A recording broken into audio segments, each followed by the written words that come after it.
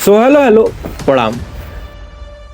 Myself Sonu and you knowing me as ST बाबू, और आज हम बात करने वाले हैं class 12 physics chapter number 2 that's your electrostatic potential and capacitance in a one shot. तो ए बाबू आओ।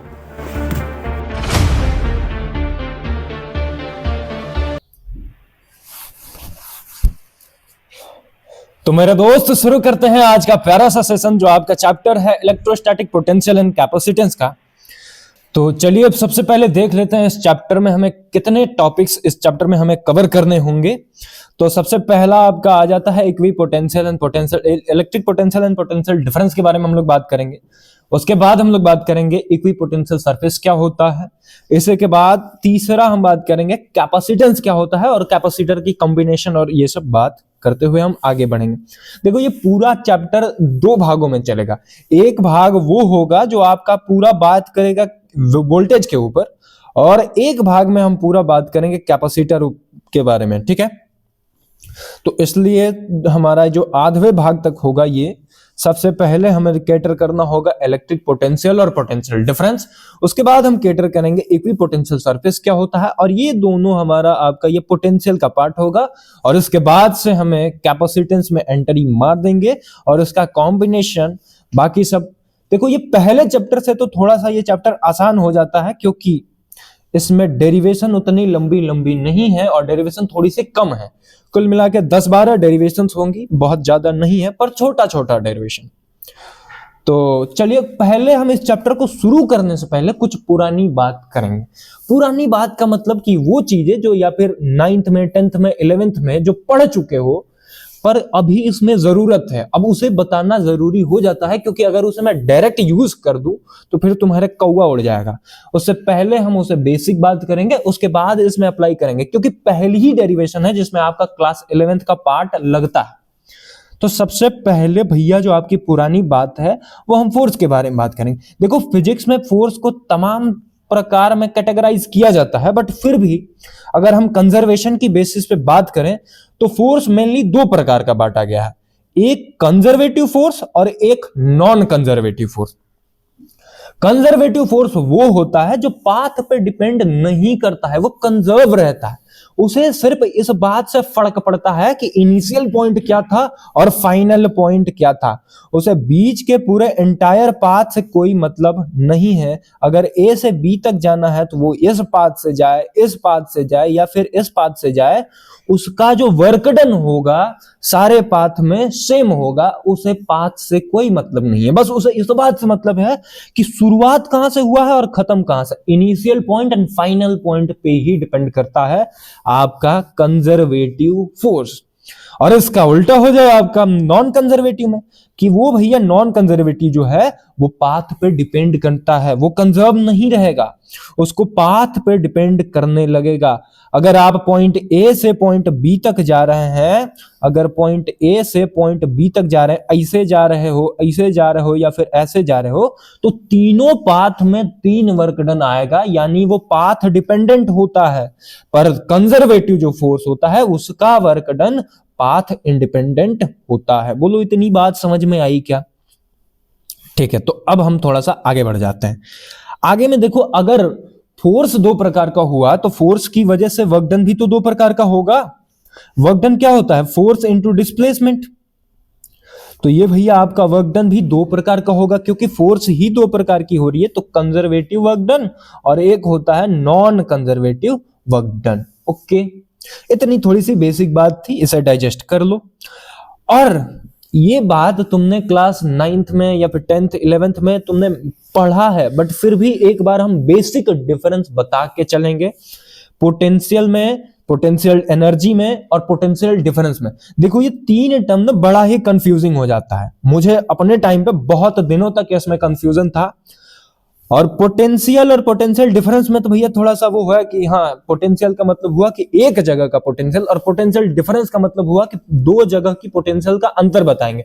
इतनी तो बात समझ में आ जाती है। बट पोटेंशियल और पोटेंशियल एनर्जी, इन दोनों में बहुत थोड़ा सा ही अंतर है। वो क्या अंतर है? देखो अगर हम कह रहे हैं पोटेंशियल, देखो पोटेंशियल को हम V से रिप्रेजेंट करते हैं और पोटेंशियल एनर्जी को हम U से रिप्रेजेंट करते हैं। ओके, इतनी बात को भी ध्यान में रखना। अब देखो, सिर्फ अगर हम कह रहे हैं पोटेंशियल, तो पोटेंशियल का मतलब होता है कि उस पॉइंट पे, जैसे हमने इस पॉइंट की पोटेंशियल की बात करना है, इस पॉइंट पी के पोटेंशियल की अगर हम बात करेंगे, तो पोटेंशियल का मतलब हुआ कि ये पॉइंट, सिर्फ इस पॉइंट का क्या क्षमता है उसे हम कहेंगे पोटेंशियल। बट अगर हम यहां पे कोई चार्ज ला रहे हैं इस पॉइंट पी पे, तो उस चार्ज की और उस पोजीशन की, दोनों की क्षमता को अगर हम साथ में बोलेंगे तो उसे हम पोटेंशियल एनर्जी का नाम देते हैं। और पोटेंशियल एनर्जी को हम यू से रिप्रेजेंट करते हैं। तो यू क्या है भैया? उस जगह की पोटेंशियल। उस जगह की पोटेंशियल को हम भी से रिप्रेजेंट कर रहे हैं, तो उस जगह की पोटेंशियल, और उसके साथ साथ वहां पे जो हम चार्ज ला रहे हैं उस चार्ज की भी क्षमता, इन दोनों को कलेक्टिवली हम कहते हैं पोटेंशियल एनर्जी। बट सिर्फ पोटेंशियल का बात होगा तो उस पोजीशन का क्षमता, और पोटेंशियल एनर्जी की बात होगी तो उस पोजीशन पे अगर हम कोई चार्ज ला रहे हैं उसकी क्षमता। अब सुनो, एक बहुत खास बात है, पोटेंशियल जैसी फिजिक्स में कोई चीज डिफाइंड है ही नहीं। पोटेंशियल जैसी कोई चीज फिजिक्स में डिफाइंड है ही नहीं। जो चीज है भैया पोटेंशियल डिफरेंस होता है। बट फिर भी अगर हम पोटेंशियल कह रहे हैं, पोटेंशियल देखो एक अंग्रेजी का शब्द है, पोटेंशियल का मतलब होता है क्षमता। अब जो पोटेंशियल है वो सिर्फ पोटेंशियल हम फिजिक्स में डिफाइन नहीं कर पाते हैं, क्योंकि पोटेंशियल देखो क्षमता कंपेयर करने वाली बात हो जाती है। अगर हम कह रहे हैं कि हम किसी से ताकतवर हैं, तो कोई स्टैंडर्ड होना चाहिए ना, उससे हम कंपेयर करके ही तो बताएंगे कि उससे हम ताकतवर हैं या फिर उससे हम कमजोर हैं। अब हम कहीं तो बरियार हैं, तो किससे बरियार हैं भाई? वो तो कुछ होना चाहिए ना कंपेयर करने के लिए। अब गाय भैंस से थोड़ी ताकतवर है, कोई इंसान है हम उससे ताकतवर है, अब कोई इंसान है उससे हम कमजोर हैं। तो ये भैया पोटेंशियल जैसी कोई चीज हम नहीं कह पाते हैं, क्योंकि ये कंपेयर करने वाली बात होती है। तो पोटेंशियल डिफरेंस ही डिफाइन है। बट फिर भी अगर हम केवल पोटेंशियल की बात करें, देखो पोटेंशियल का मतलब कि इस चार्ज का क्षमता, इसकी फील्ड में क्या होगा, इस बात को हम पोटेंशियल कहेंगे। इस चार्ज का हमें क्षमता पता करना। बट वही बात है कि एक चार्ज का, यानी एक चीज का तो हम पोटेंशियल बता नहीं सकते हैं। उसके लिए हमें चाहिए कोई और स्टैंडर्ड बनाना होगा, कोई इसके लिए टेस्ट चार्ज लाना पड़ता है। तो देखो एक्चुअल में इसका स्ट्रक्चर क्या है कि हम यहां पे एक चार्ज रखे हैं। अब ये चार्ज रखे हैं तो इस चार्ज की वजह से इसकी अपनी कुछ इलेक्ट्रिक फील्ड होगी। हमने येलो बॉर्डर से हम बता दें कि इसकी फील्ड जो है इतने दायरे तक है, इसकी फील्ड इतने दायरे तक है। अब हमें पता करना है कि जो ये चार्ज है, इस चार्ज का क्षमता इसी की फील्ड में कितना होगा। बट स्टिल ये चार्ज अकेला है तो इसकी वजह से कोई बात बन नहीं पाएगी। इसके लिए एक और चार्ज लाना पड़ता है, और उस चार्ज को हम क्या नाम देते हैं? Test charge. उस चार्ज को हम क्या नाम देते हैं भैया? Test charge. टेस्ट चार्ज की खासियत क्या है कि वो 1 कूलाम का होगा और वो हम पॉजिटिव लेके चलते हैं। और दूसरी बात कि उसकी कोई अपनी इलेक्ट्रिक फील्ड भी नहीं होती है। अब देखो ये 1 कूलाम का चार्ज है, इसे हम पॉजिटिव लेके चल रहे हैं, बट ऐसा जरूरी नहीं है कि सिर्फ पॉजिटिव ही होगा तो ये बात बनेगी। वहां पे आप निगेटिव भी ले सकते हो, बट हमने वो फिक्स किया गया है कि पॉजिटिव रहेगा तो सबके लिए डायरेक्शन लेने में थोड़ा समस्या नहीं आएगा, उसके लिए पॉजिटिव लेके चला जाता है। पर ये आपकी मर्जी है, अगर आप चाहो कि हम निगेटिव लेके चलें तो थोड़ा उल्टा भी चलोगे, हर जगह डायरेक्शन थोड़ा उल्टा लेना पड़ेगा। बट स्टिल इस टेस्ट चार्ज को हम पॉजिटिव चार्ज लेके चलते हैं, ठीक है। अब देखो इसका स्ट्रक्चर क्या है कि हम इस चार्ज को इसकी फील्ड में लाते हैं। इस पॉइंट पी पे अगर हमें मान लीजिए ये इलेक्ट्रिक फील्ड, ये चार्ज है, इस चार्ज की वजह से इसी की फील्ड में पॉइंट पी पे इस चार्ज का क्या क्षमता होगा ये बताना है, तो हम एक टेस्ट चार्ज लाते हैं, उसकी फील्ड में लाके रखते हैं।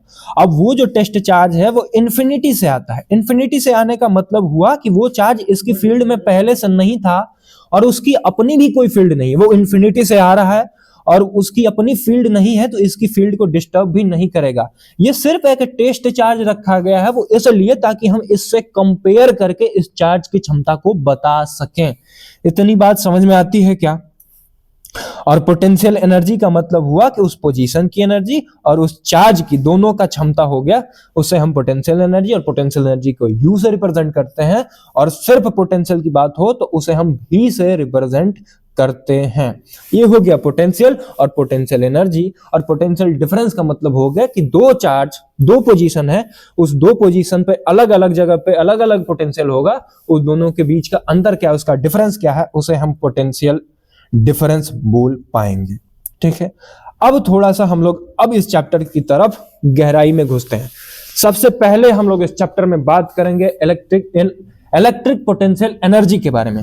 अब इलेक्ट्रिक पोटेंशियल एनर्जी क्या हो गया भैया, अभी हम बता दिए कि इलेक्ट्रिक पोटेंशियल एनर्जी का मतलब हुआ कि इस पॉइंट पे, इसी की फील्ड में इसका क्या क्षमता होगा, बट स्टिल ये अकेले कुछ नहीं कर सकता। इसके लिए हम एक टेस्ट चार्ज ला रहे हैं, इसको हम लोग कहते हैं, ये सोर्स चार्ज है। इसकी वजह से हम इलेक्ट्रिक फील्ड कैलकुलेट कर रहे हैं और ये इसका टेस्ट चार्ज है, जिसकी तुलना में इसको हम बता पा रहे हैं। तो ये सोर्स चार्ज हुआ और ये आपका टेस्ट चार्ज हुआ।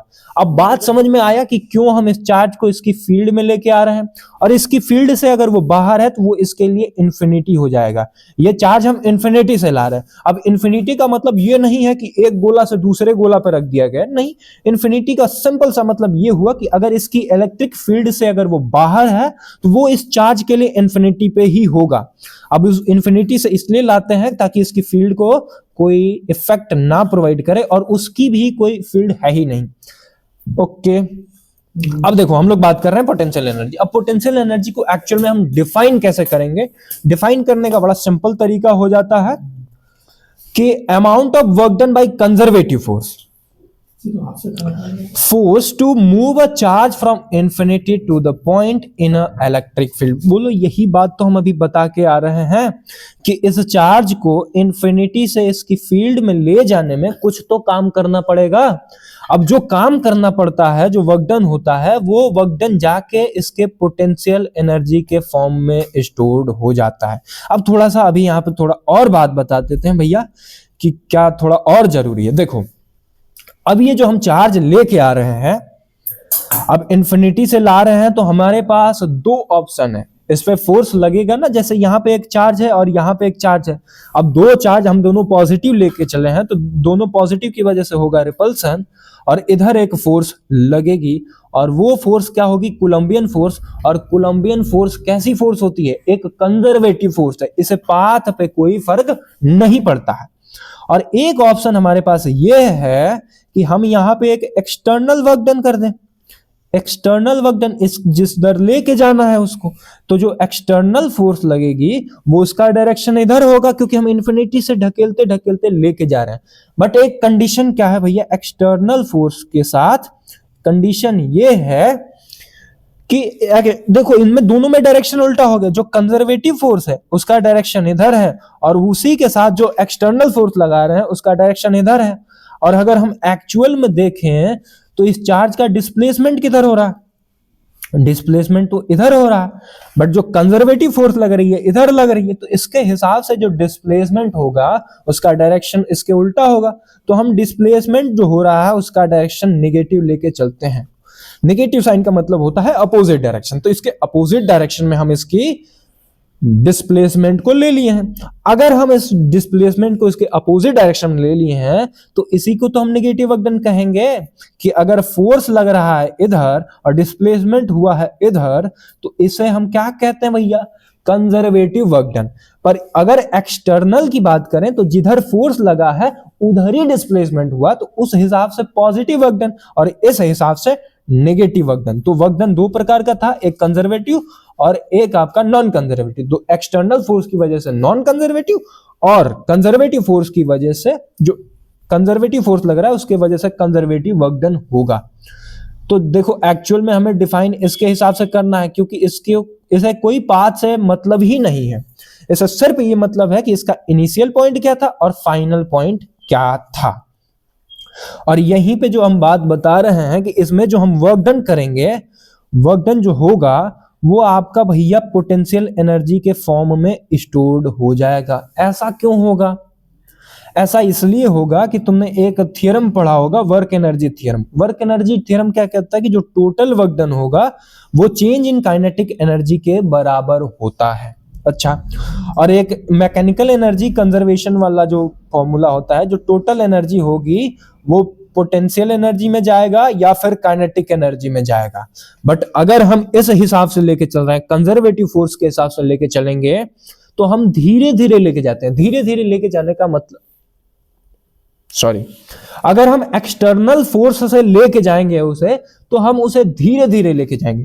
धीरे धीरे लेके जाने का मतलब ये हुआ कि स्लोली स्लोली अगर लेके जाएंगे तो वेलोसिटी में चेंज नहीं आएगा, और जब वेलोसिटी में चेंज नहीं आएगा तो इसकी काइनेटिक एनर्जी जो होगी वो जीरो हो जाएगी। और जैसे ही जीरो हो जाएगी तो जो टोटल एनर्जी होगा, ये काइनेटिक एनर्जी खत्म, बचा क्या बबुआ?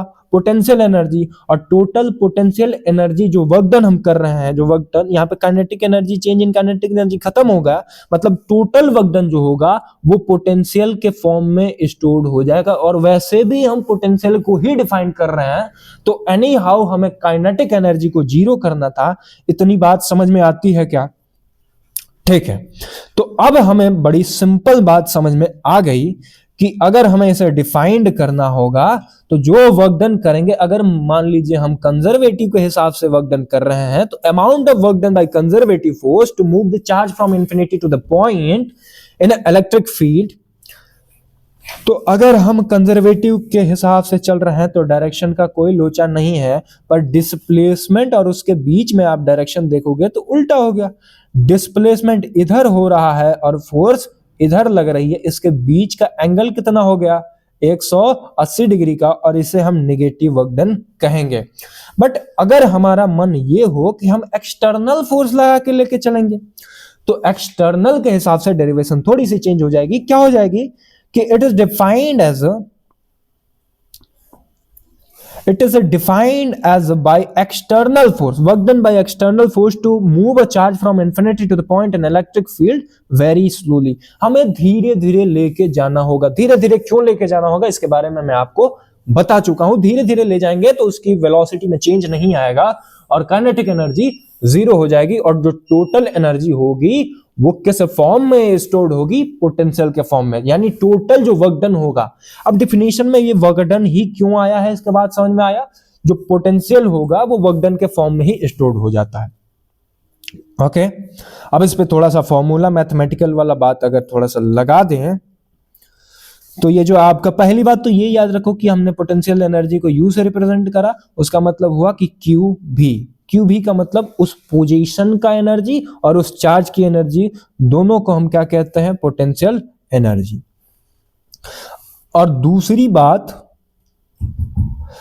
दूसरी बात ये होगी कि हमने इस एक्चुअल में कैसे डिफाइन किया। तो पोटेंशियल एनर्जी को हम डिफाइन कैसे किए हैं कि work done required to bring the charge from infinity to the point in electric field. ये टेस्ट चार्ज है, इस टेस्ट चार्ज को लाने में जो हमने वर्क किया, उसी फॉर्म जो वर्क किया, वो जो वर्क डन होगा वो पोटेंशियल एनर्जी के फॉर्म में स्टोर्ड हो जाएगा। अब अगर ये फॉर्मूला के हिसाब से अगर हम इसका यूनिट निकालें तो यूनिट क्या हो जाएगा भाई? तो यूनिट आपका जो वर्क डन का होता है, वर्क डन का यूनिट आपका जूल होता है, और चार्ज का यूनिट कूलाम होता है, और जूल पर कूलाम को हम वोल्ट भी कहते हैं। यानी जो पोटेंशियल एनर्जी की यूनिट हो जाएगी वो आपका वोल्ट भी हो जाएगा। ये बात समझ में आई? ओके, अब यहीं पे थोड़ा सा हम एक इसका एक्सटेंडेड फॉर्मूला दिखा देते हैं आपको। अगर पोटेंशियल की बात करें तो वो पोटेंशियल फॉर्मूला होगा K(Q1)(Q2) डिवाइडेड बाई R। इसे अभी हमें डेराइव भी करना है। अभी जो फोर्स की वजह से जो वर्क डन हुआ है उसकी वजह से हम इसे डेराइव करके अभी लाएंगे। और इस हिसाब से अगर ये वाला हम बात समझ गए हैं कि जो पोटेंशियल एनर्जी है उसका मतलब होता है चार्ज और उस जगह का पोजीशन। तो अगर सिर्फ हमें वो भी निकालना है, उस जगह का पोटेंशियल निकालना है, तो इस Q से हम डिवाइड कर देंगे तो उस जगह की पोजीशन निकल जाएगा। तो उसका फॉर्मूला हो जाएगा KQ/R। ओके, तो ये भी फॉर्मूला आपको याद रखना है। कौन कौन सा फॉर्मूला आपको याद रखना है?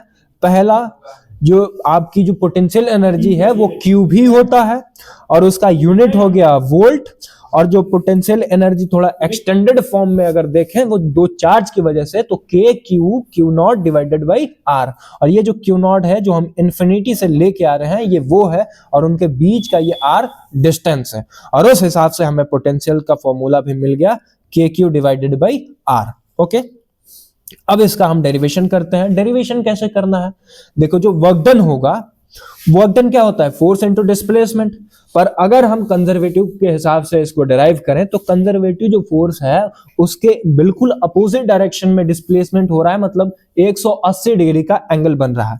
तो और वैसे भी वो जो डिस्टेंस है इसे हम ट्रेवल करा के ला रहे हैं, ये जो चला के चार्ज को, ये एक वेरिएबल डिस्टेंस है, यहां से वेरिएबल डिस्टेंस है, और इस जो डिस्टेंस है उसे हम आर ले लेते हैं, तो ये एक वेरिएबल डिस्टेंस है। वेरिएबल का मतलब हुआ कि हम उसे dr ले लेते हैं। अगर उसे हम dr ले लेते हैं तो चलिए अब देखो फोर्स का फॉर्मूला क्या होता है, कंजर्वेटिव फोर्स कोलंबियन फोर्स क्या होता है, K Q divided by R square, और उसकी बीच की दूरी हमने x ले रखा है। तो जो कंजर्वेटिव फोर्स होगा आपका वो क्या हो जाएगा भैया, कंजर्वेटिव जो फोर्स है वो के क्यू अपॉन आर स्क्वायर। ये फोर्स हुआ,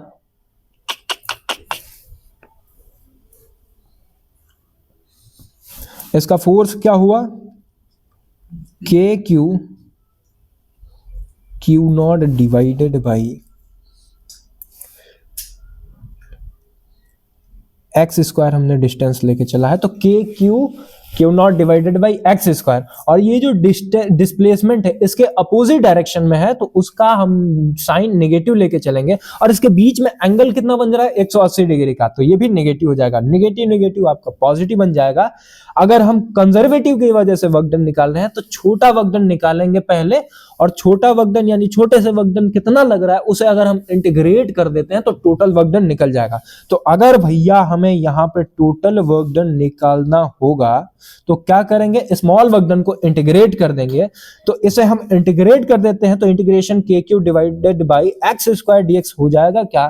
अब देखो के कांस्टेंट है और ये दो चार्ज हैं, ये भी कांस्टेंट ही चेंज हो नहीं रहा है, तो कांस्टेंट चीज इंटीग्रेशन से बाहर, वेरिएबल यहाँ पे आपका सिर्फ बच रहा है वहां के बीच का डिस्टेंस जो कि 1/x स्क्वायर होगा।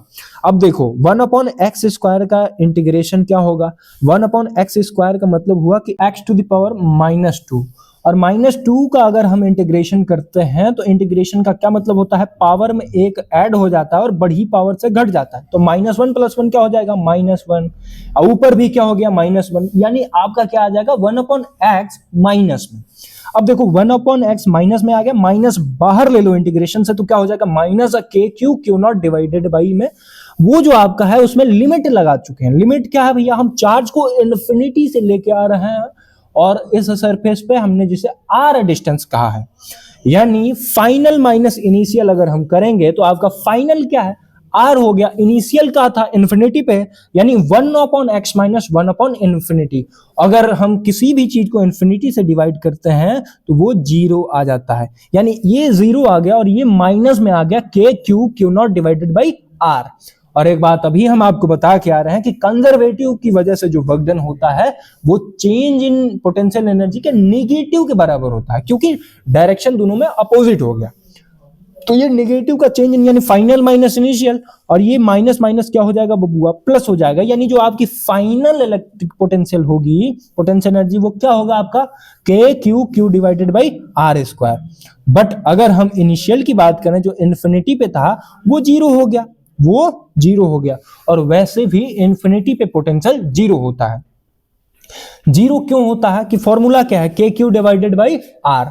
अब आर के बीच का मतलब दूरी, जो इन्फिनिटी है वो बीच की दूरी हो गई, और किसी भी चीज को अगर हम इन्फिनिटी से डिवाइड करेंगे तो वो 0 ही हो जाता है। तो इलेक्ट्रिक पोटेंशियल एनर्जी इन्फिनिटी पे 0 होती है। और एक बात और देख लो, और अर्थ का जो रेडियस होता है, अर्थ की भी इलेक्ट्रिक एनर्जी 0 होती है। अब अर्थ की एनर्जी 0 क्यों होती है, क्योंकि इसका जो रेडियस होता है वो 6400 किलोमीटर होता है। अब 6400 किलोमीटर इस चार्ज के हिसाब से बहुत बड़ा हो जाता है, वो भी इन्फिनिटी की तरह लगने लगता है। तो इन्फिनिटी से अगर किसी भी चीज को हम डिवाइड करेंगे तो वो 0 हो जाएगा, यानी अर्थ की भी पोटेंशियल 0 होती है, और इन्फिनिटी पे कोई चार्ज रखा है उसकी वजह से भी पोटेंशियल 0 होती है। ठीक, तो अगर हमें इलेक्ट्रिक पोटेंशियल को डिफाइन करना होगा तो क्या हो गया भैया, पोटेंशियल का मतलब हुआ कि सिर्फ उस पोजीशन की क्या क्षमता है। तो इसे कैसे डिफाइन करेंगे, work done by external force to bring the unit positive charge from infinity to the point in electric field. और इंपॉर्टेंट शब्द क्या है, वेरी स्लोली, हम बहुत धीरे धीरे लाएंगे क्योंकि यहां पे हम एक्सटर्नल फोर्स के हिसाब से डिफाइंड किए हैं। बट वही अगर कंजर्वेटिव के हिसाब से डिफाइन करें तो ये स्लोली मलोली का कोई लोचा नहीं होगा, क्योंकि वो पाथ इंडिपेंडेंट होता है, ये पाथ पर डिपेंड करेगा। स्लोली लेके जाने का मतलब हुआ कि उसमें वेलोसिटी में चेंज नहीं आएगा, वेलोसिटी में चेंज नहीं आएगा मतलब टोटल जो होगा वो काइनेटिक एनर्जी जीरो हो जाएगा और टोटल एनर्जी पोटेंशियल के फॉर्म में स्टोर हो जाएगी। अब इसको मैथमेटिकल में लिखना होगा तो work done required to move the charge, charge को मूव करने में जो वर्क डन लग रहा है उसी को पोटेंशियल कहेंगे। और भैया उसकी यूनिट क्या हो जाएगी, जूल पर कूलम, जिसे हम वोल्ट के नाम से भी जानते हैं।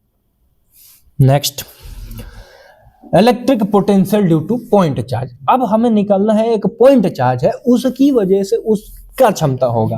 तो भैया बड़ा सिंपल है कि हम एक चार्ज, टेस्ट चार्ज को लेके जाएंगे उस पॉइंट पे, और ये जो चार्ज लेके जाए ना उसे भैया वो पॉइंट चार्ज, पॉइंट चार्ज का मतलब 1 कूलम का चार्ज है। तो सिंपल भैया बात वही है कि ये जो चार्ज है 1 कूलम रख दो और इसका फाइनल आपका जो पोटेंशियल बन के आ जाएगा वो क्या हो जाएगा, KQ divided by R square. इसे भी डिराइव उसी तरीके से करना है जो अभी करे हैं, ऐसे ही डिराइव करना है, बट फाइनली जो हम Q लेके चल रहे हैं वो Q की जगह पे हम 1 रख देंगे।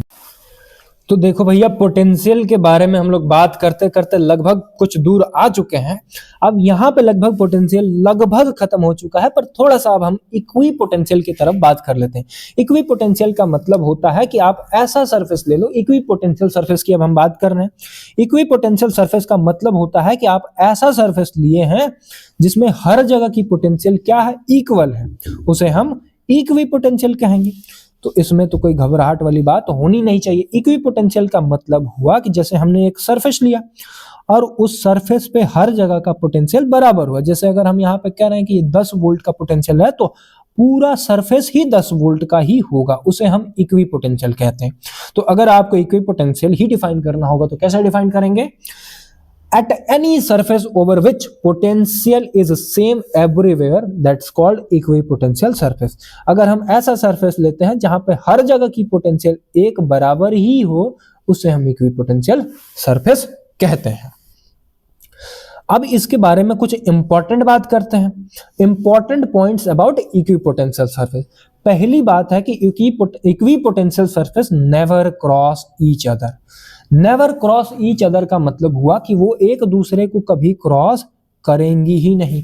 अब बताओ इक्वी पोटेंशियल सरफेस होने का मतलब, जैसे मान लीजिए कि हमने 2 सरफेस ले रखा है, हमने 2 सरफेस ले रखा, सरफेस 1 और सरफेस 2। तो ये इंटरसेक्ट क्यों करेगी? अगर ये इंटरसेक्ट कर जाती है, मान लीजिए कि हमने यहाँ पे इसे इंटरसेक्ट करा दिए, तो अगर हम यहाँ पे इंटरसेक्ट करा दिए, ये 10 वोल्ट की थी, ये 11 वोल्ट की थी, तो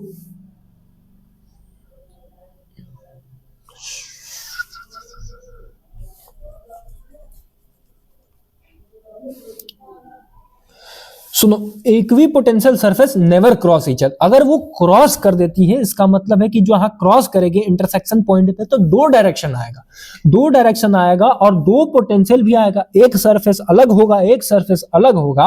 अगर 2 सरफेस क्रॉस कर रहे हैं तो एक पॉइंट ऐसा बनता है जहां पे पोटेंशियल इंटरचेंज होगा।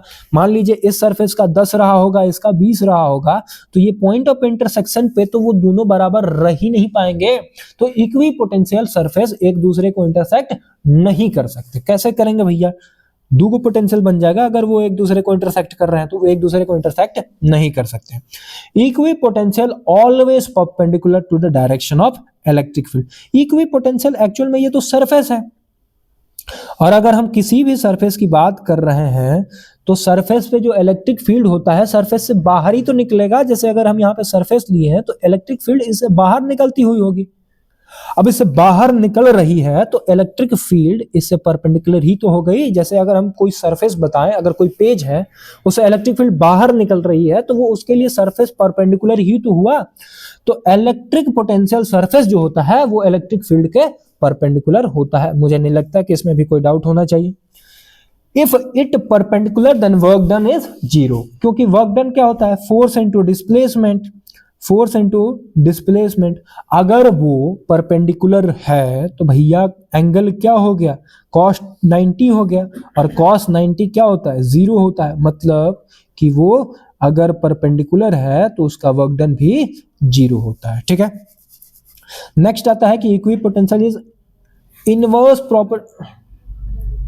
Inversely proportional to spacing between equipotential. Electric field intensity जो होता है वो उसके बीच के स्पेसिंग पे डिपेंड करता है। जैसे मान लीजिए हमने दो सरफेस लिया, तो इसकी पोटेंशियल अलग होगी, इसकी पोटेंशियल अलग होगी। अब देखो यहाँ पे इसके बीच में इलेक्ट्रिक फील्ड एक जाएगी, तो इलेक्ट्रिक फील्ड 1 होगी। अब यहाँ पे एक और हम सरफेस ले लेते हैं, सरफेस, और इसका पोटेंशियल 1 और पोटेंशियल 3। अब इसमें जी यहाँ पे एक हायर पोटेंशियल, यहाँ पे लोअर पोटेंशियल, और इसके बीच में इलेक्ट्रिक फील्ड जाएगी, यानी ये इलेक्ट्रिक फील्ड और ये इलेक्ट्रिक फील्ड E1 और E2, E1 आपकी ज्यादा होगी, E2 कम होगी। अब ऐसा क्यों होगा, क्योंकि इलेक्ट्रिक फील्ड भी तो डिस्टेंस पे डिपेंड करती है, वो भी इनवर्सली प्रोपोर्शनल है, वो भी स्क्वायर की। तो ये वाला डिस्टेंस बढ़ गया। अब इक्विपोटेंशियल सरफेस का डिस्टेंस जैसे बढ़ता है इलेक्ट्रिक फील्ड इंटेंसिटी घटती जाती है, मतलब कि E1 जो होगा वो E2 से बड़ा होगा। इतना बात समझ में आता है। ठीक, अब एक और इंपॉर्टेंट बात है कि for uniform electric field equipotential are parallel to equispace. अगर इक्वल, ऐसा हमने दो सरफेस लिया है और वो हम कह रहे हैं कि दोनों सरफेस इक्विपोटेंशियल है, तो फिर वो इक्वल सरफेस पे ही होंगे। इतनी बात समझ में आती है, उनके बीच का जो स्पेसिंग होगा वो भी इक्वल होगा फॉर इक्विपोटेंशियल सरफेस। हम सरफेस लेके चल रहे हैं, एक सरफेस यहाँ है, एक सरफेस यहाँ है, तो उसकी बीच की दूरी भी सेम होगी फॉर दी इक्विपोटेंशियल सरफेसेस। ठीक है, अगर हमने कोई कंडक्टर ले लिया है, कोई सरफेस है, अब इसकी वजह से देखो यहाँ पे अगर पोटेंशियल 1 होगा, यहाँ पे पोटेंशियल 2 होगा, यहाँ पे पोटेंशियल 3 होगा, तो ये भैया स्क्वायर पे डिपेंड करने वाली चीज है, स्क्वायर पे डिपेंड करने वाली चीज है, वो भी इनवर्सली डिपेंड करती है। तो जैसे जैसे रेडियस बढ़ेगा पोटेंशियल घटता जाएगा। मतलब अगर आप स्पेयर से बाहर जाते हुए पाएंगे, यानी E1 जो होगा, पोटेंशियल 1 जो होगा वो ज्यादा होगा 2 से, 2 होगा वो 3 से ज्यादा होगा। जैसे जैसे आप इससे बाहर जाओगे ये घटता हुआ नजर आएगा। तो ये आपके इंपॉर्टेंट बातें थी जो कि हमने इक्विपोटेंशियल के बारे में जान लिया। अब इस पे एक सवाल भी देख लेते हैं, ये आई थिंक 2024 का सवाल है, PYQ है। इसमें क्या कहा जाता है कि in given curve line represent the equipotential surface, a charge Q is moved along the different path A, B, C, D. The work done on charge will maximum along the path. यहाँ पे 4 path दिया गया है, A, B, C, D, और एक ही charge है Q।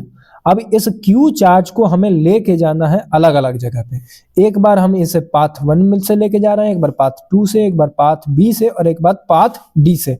अब यहाँ पे उन्होंने पूछ रखा है कि किसमें मैक्सिमम वर्क डन होगा।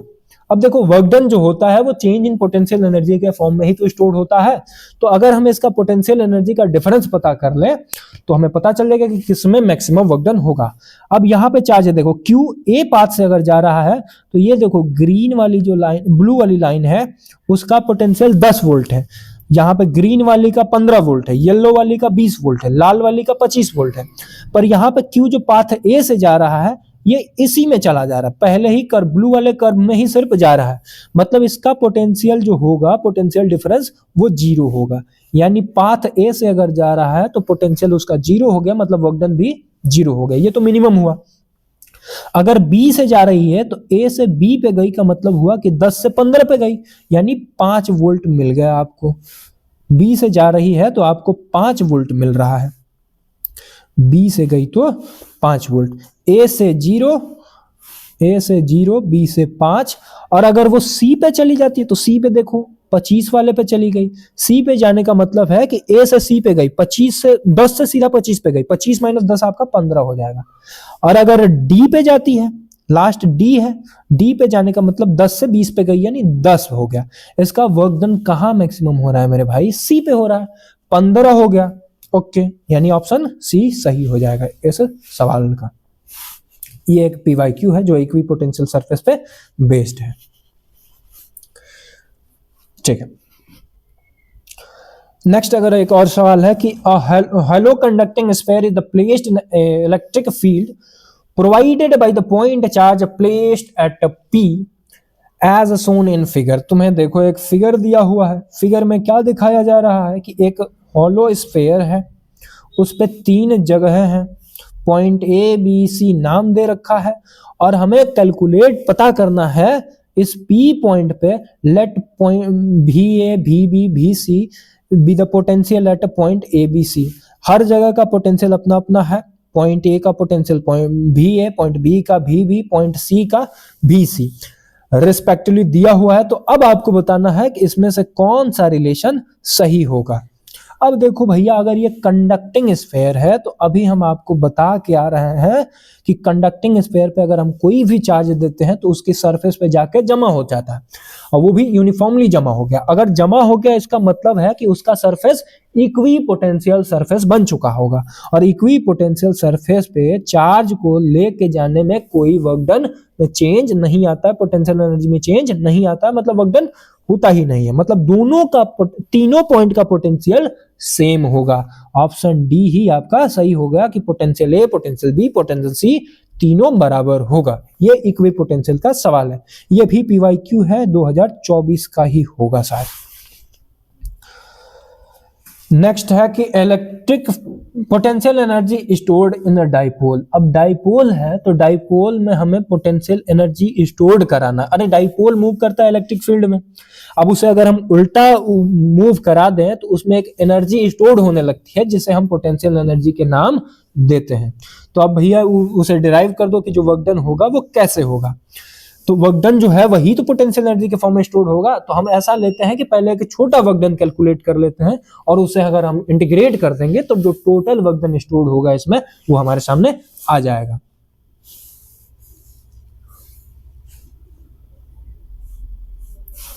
ठीक है, तो अगर हमने छोटा वर्क डन लिया है तो वर्क डन क्या होता है, वर्क डन होता है आपका फोर्स इनटू डिस्प्लेसमेंट, तो F डॉट dr। अब देखो ये तो लीनियर के लिए होगा, पर यहां पे अगर हम डाइपोल रखे हैं इलेक्ट्रिक फील्ड में तो डाइपोल तो एंगुलरली घूमेगा ओमेगा से। अब जब एंगुलरली घूमता है तो उसमें थोड़ा सा चेंज आ जाता है। जैसे यहाँ पे लीनियर मोशन कराने के लिए फोर्स डिपेंडेंट होता है, वैसे ही एंगुलर मोशन कराने के लिए टॉर्क डिपेंडेंट होता है। और जो यहाँ पे आपका डिस्प्लेसमेंट हो रहा है, यहाँ पे एंगुलर डिस्प्लेसमेंट होता है। तो थोड़ा सा हम उसे चेंज कर लेते हैं, जो हमें, क्योंकि यहाँ पे भैया एंगुलर चल रहा है, सर्कुलर मोशन हो रहा है, तो टाउ डी थीटा हो जाएगा वर्क डन के हिसाब से। अगर हमें टोटल वर्क डन कैलकुलेट करना है तो इंटीग्रेट कर देते हैं। और पिछले चैप्टर में ही हमने आपको बता दिए हैं कि टाउ यानी जो टॉर्क होगा वो क्या होता है, पी साइन थीटा होता है। और यहाँ पे एक वेरिएबल डी थीटा आपका आ गया है। अब देखो पी क्या है डाइपोल, ई क्या है इलेक्ट्रिक फील्ड, और ये दोनों कांस्टेंट है, कांस्टेंट चीज इंटीग्रेशन से बाहर। बचा क्या वेरिएबल, साइन डी थीटा। और साइन थीटा का इंटीग्रेशन क्या होता है भैया, माइनस कॉस थीटा। और इसमें हम लिमिट लगा देते हैं। कैसी लिमिट लगा देते हैं कि हम ऐसा कंसिडर कर रहे हैं कि वो θ1 से θ2 को रोटेट कर रहा है। ठीक है, तो फाइनल माइनस अगर इनिशियल करोगे तो माइनस कॉस θ2 माइनस कॉस θ1 आ जाएगा। और यदि थोड़ा सा हम इसे अंदर माइनस से मल्टीप्लाई कर दें तो वो आपका क्या हो जाएगा, कॉस θ1 माइनस कॉस θ2। यानी जो आपका टोटल वर्क डन आएगा वो क्या आ जाएगा मेरे भाई, P cos θ1 minus P cos θ। ये आपका एक स्टैंडर्ड फॉर्मूला बना। बट अगर इसमें हम थोड़ा सा चेंज कर दें, चेंज इन द सेंस कि अगर θ1 θ2 के बराबर होगा तो क्या होगा, θ1 θ2 के बराबर हो गया तो मतलब भैया θ1 और θ2 की कहानी खत्म। और मान लेते हैं कि जो इनिशियल चला है वो एंगल 0 से चला, यानी θ1 को हम 0 पुट कर देते हैं। तो cos 0 क्या होता है, 1 होता है, यानी PE 1 माइनस कॉस थीटा। ये फॉर्मूला याद रखो, या फिर तुम सीधे ये वाला याद रखो, ये वाला निकाल लेना। ठीक है, तो ये जो आपकी आ गई वर्क डन, यही तो इसके डाइपोल के अंदर पोटेंशियल एनर्जी के फॉर्म में स्टोर होगा। यानी जो आपका पोटेंशियल एनर्जी होगा पी कॉस θ1 माइनस कॉस θ2 बन जाएगा। अब एक सवाल है, इसको थोड़ा सा हम चाहेंगे कि आप होमवर्क में ट्राई करके आइएगा। इसका आंसर आप कमेंट बॉक्स में कमेंट कर सकते हो। पर कैपेसिटेंस में हम थोड़ा सा आगे जाने से पहले चाहेंगे कि थोड़ी बेसिक बात हो जाए कैपेसिटर वाली। देखो कुछ पुरानी बातें यहाँ पे भी हम कर लेते हैं। पुरानी बातें में हम देख लेंगे कि मटेरियल जो होता है हमने 3 टाइप में क्लासिफाई किया है कंडक्टिंग के बेसिस पे। एक होता है कंडक्टर, एक होता है इंसुलेटर। कंडक्टर वो चीज है जिसके अंदर फ्री इलेक्ट्रॉन होते हैं, मतलब करंट को अलाउ करता है, और इंसुलेटर वो मटेरियल होता है जो करंट को अलाउ नहीं करता है, इसके अंदर फ्री इलेक्ट्रॉन्स नहीं होते हैं। Conductor allow the energy to pass through it, यानी इलेक्ट्रिकल एनर्जी ये अपने अंदर से पास होने देता है, और इंसुलेटर पास होने नहीं देता है। और ये थोड़ा सा मुझे लगता है कि कुछ नहीं है।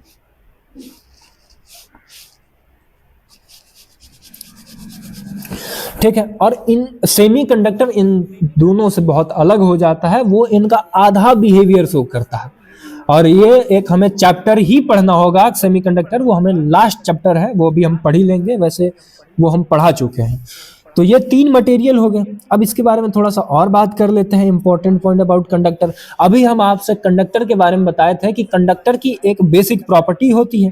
देखो कंडक्टर क्या है भाई, मटेरियल जिसके पास फ्री इलेक्ट्रॉन होगा उसे हम कंडक्टर कह रहे हैं। जिसके अंदर फ्री इलेक्ट्रॉन है उसे हम कंडक्टर कह रहे हैं। ठीक है, तो मटेरियल जिसके पास फ्री इलेक्ट्रॉन है उसे हम कंडक्टर कहते हैं। बट एक कंडक्टर की प्रॉपर्टी होती है कि अगर कोई चार्ज अगर हम उसे देते हैं तो सारा चार्ज उसके सरफेस पे अकोमुलेट हो जाता है। Charge given to the conductor of any shape that all charge were accumulate on its surface. ये इसकी बेसिक प्रॉपर्टी हो गई भैया कि उसका सारा जो चार्ज तुम दे दिए वो उसकी सरफेस पे चला जाता है। ऐसा क्यों होता है इसके बारे में हल्का फुल्का मैं अभी बता चुका हूं, बट अभी अगर उसे हम एक्सटर्नल इलेक्ट्रिक फील्ड में रखेंगे तो उसके बारे में पूरा निचोड़ पता चल जाएगा। ठीक है, जैसे अगर किसी भी शेप का कंडक्टर है तो उसका जो सारा चार्ज होगा वो उसके सरफेस पे ही होगा। ये बात कई बार बता चुका हूं, मतलब ये है कि ये इंपॉर्टेंट है। अब देखो हम ऐसा करते हैं ना कि जो मटेरियल्स हैं उन्हें हम एक्सटर्नल फील्ड में इंसर्ट करते हैं, एक्सटर्नल फील्ड में डाल के देखते हैं कि क्या होता है। जैसे अगर हम कंडक्टर लिए हैं, कंडक्टर को एक्सटर्नल इलेक्ट्रिक फील्ड में अगर हम डाल दें तो क्या होगा। कंडक्टर को अगर हम एक्सटर्नल इलेक्ट्रिक फील्ड में डाल दें तो क्या होगा। देखो कंडक्टर पहले न्यूट्रल होगा, उसके अंदर पॉजिटिव निगेटिव, जितना पॉजिटिव होगा उतना ही निगेटिव होगा, सब बराबर मात्रा में होगा। और इलेक्ट्रिक फील्ड में डाल देने का मतलब इलेक्ट्रिक फील्ड हमेशा पॉजिटिव से निगेटिव की तरफ जाती है, ये इसकी ओरिजिनल इलेक्ट्रिक फील्ड हो गई। अब इसके अंदर हम जब मटेरियल डालती हैं जो कि कंडक्टिंग मटेरियल है तो उसमें न्यूट्रल चार्ज होता है, मतलब जितना पॉजिटिव उतना निगेटिव। पर थोड़ी ही देर में होगा क्या भैया कि उसका जो पॉजिटिव चार्ज होगा वो इसके निगेटिव से भागा आएगा, जो उसका नेगेटिव होगा वो इसके पॉजिटिव की तरफ भागा आएगा, क्योंकि उसकी तो अपनी खुद की टेंडेंसी है ना कि जो अपोजिट चार्ज की तरफ अट्रैक्ट होगा तो वो अपने अपोजिट चार्ज की तरफ भागा आएगा। बट जैसे ही अपोजिट चार्ज की तरफ भागा आएगा तुम मुझे ये बताओ कि क्या यहाँ पे एक अंदर भी इलेक्ट्रिक फील्ड जनरेट नहीं हो गई। अब उसके अंदर भी एक इलेक्ट्रिक फील्ड जनरेट हो गई, लेकिन जो उसके अंदर वाली हुई है ना वो बाहर वाली की तुलना में थोड़ी सी कम होगी। बट जैसे जैसे समय बीतेगा वो एट इक्विलिब्रियम में आते आते वो क्या हो जाएगा कि नेट इलेक्ट्रिक फील्ड जो होगा अंदर वो 0 हो जाएगा, जो क्योंकि वो अपोजिट डायरेक्शन में है, एक्सटर्नल इधर जा रहा है और जो इसके अंदर इंड्यूस्ड हुआ है वो इसके अपोजिट डायरेक्शन में हुआ। मतलब जितनी इसके अंदर आई होगी एक्सटर्नल की वजह से इसको अपोज कर दिया, क्योंकि इसके अंदर जो चार्ज है वो अपोजिट डायरेक्शन में भाग रहा है। तो अब बताओ क्या इसके अंदर कोई नेट इलेक्ट्रिक फील्ड बना? नहीं बना। यही बात मैं आपको बता रहा था कि किसी भी कंडक्टर को अगर हम इलेक्ट्रिक फील्ड में रख देते हैं तो कोई उस पर इलेक्ट्रिक फील्ड नहीं बनती है। क्या आपको ये बात समझ में आया? ठीक है, अब अगर हम इसमें कंडक्टर को रखे हैं तो ये हाल हुआ है। अगर हम इसमें इंसुलेटर रख देंगे तो क्या होगा। अगर हम इसमें इंसुलेटर रख दिए हैं तो यहाँ पे हो गया भैया आपका पॉजिटिव, लाल वाला है पॉजिटिव पॉजिटिव, ये है नेगेटिव नेगेटिव, यानी एक्सटर्नल इलेक्ट्रिक फील्ड पॉजिटिव से नेगेटिव जाएगी। पर जैसे ही इसके अंदर फ्री इलेक्ट्रॉन्स नहीं है, बट स्टिल थोड़ा बहुत एक आध दो होगा, उसकी वजह से भी इसके अंदर इलेक्ट्रिक फील्ड इधर बनेगी। बट उसका क्षमता इतना नहीं होगा कि वो एक्सटर्नल इलेक्ट्रिक फील्ड को अपोज कर पाए। जो ओरिजिनल एक्सटर्नल इलेक्ट्रिक फील्ड होगा वो इससे ज्यादा होगा, ये जो इंड्यूस हुआ है उससे बहुत ज्यादा होगा। बहुत ज्यादा होने का मतलब है कि उसके अंदर नेट इलेक्ट्रिक फील्ड जीरो नहीं होगा, उसके अंदर कुछ ना कुछ इलेक्ट्रिक फील्ड रह जाता है। यानी अगर हम इंसुलेटर को इंसर्ट करते हैं एक्सटर्नल इलेक्ट्रिक फील्ड के बीच में तो उसकी वजह से उसमें इलेक्ट्रिक फील्ड रह जाता है, मतलब इलेक्ट्रिक फील्ड इंटेंसिटी उसकी बढ़ जाती है। इतनी बात समझ आया। बट अगर कंडक्टर डाल रहे हैं तो वो उसको अपोज करके नेट इलेक्ट्रिक फील्ड जीरो हो जा रही है। अब इसी को हम लोग एक नए शब्द में क्या नाम दे देते हैं, अगर हम इंसुलेटर कह रहे हैं तो इंसुलेटर से ही बनता है डाई इलेक्ट्रिक, इसी को हम डाई इलेक्ट्रिक कहेंगे। अगर एक्सटर्नल इलेक्ट्रिक फील्ड में हम इंसुलेटिंग मटेरियल डाल दिए हैं तो उसे हम डाई इलेक्ट्रिक कहेंगे, और अगर किसी कंडक्टिंग मटेरियल को डाल दिए हैं तो उसे हम कंडक्टर का ही रूप देके चल रहे हैं। ठीक है, इतनी बात समझ में आई क्या? अब ये पुरानी बात थी, पर अब हम लोग इसी बेसिस पे लेके चलते हैं, ये इसके लिए बेसिक समझाना जरूरी था। अब हम लोग कैपेसिटर के ऊपर बात करते हैं। कैपेसिटर होता क्या है भैया? कैपेसिटर कुछ नहीं है, ये भी कंडक्टर ही है। कंडक्टर को ही हम कैपेसिटर कहते हैं, क्योंकि एक्चुअल में जो कैपेसिटर का काम होता है, कैपेसिटर का काम ये होता है कि वो अपने अंदर चार्ज को स्टोर कर ले। एक ऐसी डिवाइस जो अपने अंदर चार्ज स्टोर करती है उसे हम कैपेसिटर कहते हैं। और कंडक्टर की प्रॉपर्टी होती है कि उसे हम अगर चार्ज देते हैं तो वो अपनी सरफेस पे एक्युमुलेट कर लेता है, इन द सेंस कि कंडक्टर ही चार्ज को स्टोर करके रख लेता है। सो कैपेसिटर इज द कंडक्टर, या फिर कहो कि सिस्टम ऑफ कंडक्टर। मतलब कैपेसिटर जो है वो कंडक्टर ही है that store electric charge on its surface, जो अपनी सरफेस पे इलेक्ट्रिक चार्ज को स्टोर करके रख लेता है। और इसका पुराना नाम है कंडेंसर। तो अगर आपके सामने दो शब्द आए कि कैपेसिटर और कंडेंसर में क्या अंतर है तो घबराना नहीं है, दोनों एक ही है। वाइवा वाले थोड़े से इसमें कंफ्यूजन क्रिएट कराने की कोशिश करते हैं कि बताओ भैया क्या डिफरेंस है कैपेसिटर और कंडेंसर में। दोनों एक ही चीज है। ये जो कंडेंसर है ये पुराना नाम है। जो इलेक्ट्रिशियन वाले होंगे, जैसे स्टार्टर होता है, उसमें कंडेंसर शब्द का यूज कभी कभी करते हैं, हालांकि उसे हम कैपेसिटर ही कहते हैं। अब देखो, अगर हम ये कह रहे हैं कि किसी भी कंडक्टर को हम चार्ज देंगे तो वो उसके सरफेस पे आएगा, तब इसका मतलब ये है कि हम चार्ज दिए जाएं वो स्टोर करता रहेगा। ऐसा नहीं है। एक लिमिट होती है किसी भी चीज की, वो स्टोर करेगा एक लिमिट तक। ऐसा नहीं है कि भैया अब वो चार्ज ले रहा है उसकी सरफेस पे तो एकदम चापे जाएंगे। अगर ज्यादा चार्ज दे दोगे एक दिन आएगा कि वो फाट जाएगा। So that is the limit to how much charge conductor can hold. हर किसी की लिमिट होती है, उसकी भी अपनी लिमिट है कि उतना ही चार्ज वो अपने सरफेस पे एक्युमुलेट कर सकता है। उससे अगर आप ज्यादा दे दिए तो क्या होगा भैया? ब्रेक डाउन हो जाएगा, वो सराउंडिंग में लीक कर जाएगा सराउंडिंग में, या फिर ब्रेक डाउन हो जाएगा। इतनी बात समझ में आई। और ये आपका डिजिटल हैंड रिटन से आपका ये डायग्राम बनाया हुआ है कैपेसिटर का। और रही बात कि अगर इसका नोट्स आपको चाहिए तो कमेंट बॉक्स में बता दीजिए कि नोट्स चाहिए, आपको प्रोवाइड कर दिया जाएगा इसका पीडीएफ का लिंक। तो कैपेसिटर के बारे में आपको बात समझ में आ गई होगी। कैपेसिटर कुछ नहीं है, कंडक्टर ही है जो अपने अंदर चार्ज को स्टोर करके रखता है। अब अगर तुमसे कहा जाएगा कि कैपेसिटर के बारे में समझ लिए हो तो अब कैपेसिटेंस क्या होता है?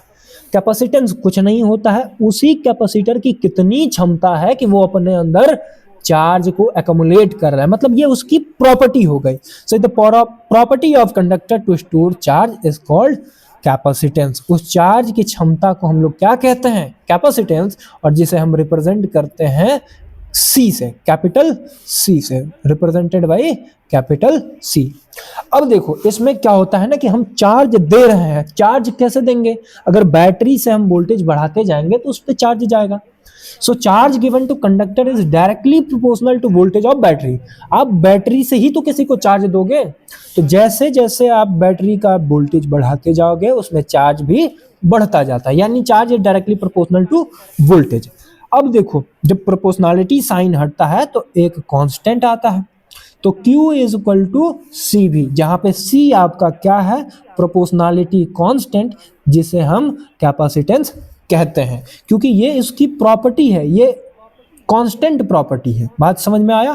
Capacitance is the constant property of conductor, जिसके हमें यह पता चलता है कि वो मटेरियल कितना चार्ज होल्ड कर पाएगा, उसकी क्षमता को बताता है आपका कैपेसिटेंस। तो यहां से आपका एक फॉर्मूला बन गया Q इज इक्वल टू सी भी, और C अगर हम यहां से निकालें तो C is equal to Q upon भी।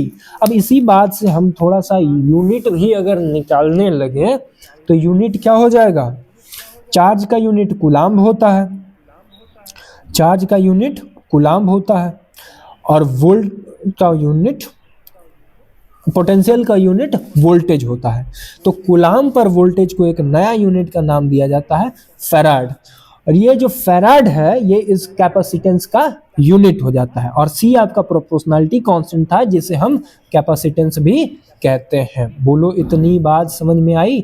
बट एक इंपॉर्टेंट बात ये है ना कि ये जो आपकी फैराड यूनिट आई है ये बहुत बड़ी यूनिट हो जाती है, बट हमारे जो अंदर कैपेसिटर जो होता है वो छोटा चार्ज स्टोर करता है। कैपेसिटर का काम ये होता है ना कि वो बहुत कम समय में चार्ज को स्टोर कर लेता है और बहुत कम समय में दे भी देता है। यही तो एक डिफरेंस है बैटरी और कैपेसिटर में, कि कैपेसिटर का मतलब हुआ कि बैटरी भी चार्ज अपने अंदर रखती है, ये भी चार्ज अपने अंदर रखता है, लेकिन बैटरी जो होती है वो केमिकल प्रोसेस से अपने अंदर चार्ज रखती है और देती है, पर वो धीरे धीरे चार्ज होती है, धीरे धीरे डिस्चार्ज होती है। बट कैपेसिटर जो है फटाक से चार्ज होता है, फटाक से डिस्चार्ज होता है। इसे हम इनिशियल फेज में अगर स्टार्ट करना होता है उसके लिए यूज किया जाता है, इसीलिए आपका जो कैपेसिटर होता है वो स्टार्टर वगैरह में यूज किया जाता है।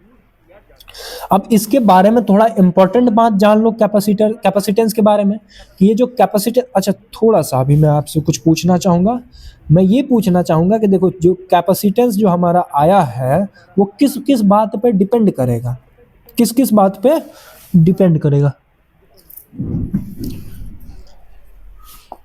तो ये जो C है यहां से देखो चार्ज पे डिपेंड कर रहा है और वोल्टेज पे। तो C is directly proportional to Q and C is inversely proportional to voltage. ऐसा कह सकते हैं कि नहीं कह सकते हैं? अरे यहां से फॉर्मूला भी तो बनाया है, C is equal to Q upon V, मतलब चार्ज पे डायरेक्टली प्रोपोर्शनल हुआ और जो वोल्टेज है, पोटेंशियल है, उसके इनवर्सली प्रोपोर्शनल हुआ। बोलो बात सही है कि नहीं सही? अरे बाबू अभी तो बताया है कि ये कांस्टेंट है, कांस्टेंट चीज किसी पे डिपेंड क्यों करेगा? ये प्रोपोर्शनैलिटी कांस्टेंट है, ये इन सारी चीजों पे वोल्टेज और चार्ज पे डिपेंड नहीं करता है, ये तो कांस्टेंट है। कैपेसिटर की ये प्रॉपर्टी है, किसी बात पे डिपेंड, इस सारी बात पे चार्ज और वोल्टेज पे तो डिपेंड नहीं करेगा। तो फिर ये किस पे डिपेंड करेगा? आओ देखते हैं। पहली इंपॉर्टेंट बात इसके बारे में क्या हो गई बबुआ? पहली इंपॉर्टेंट बात हो गई कि it is independent of charge end voltage. Charge और वोल्टेज पे कोई इससे मतलब नहीं है, ये उसकी क्षमता को बता रहा है। तो ये डिपेंड किस पे करता है? शेप पे डिपेंड करेगा, साइज पे डिपेंड करेगा, मीडियम पे डिपेंड करेगा, ना कि उसके चार्ज और वोल्टेज पे डिपेंड करेगा। इतनी बात समझ में आई?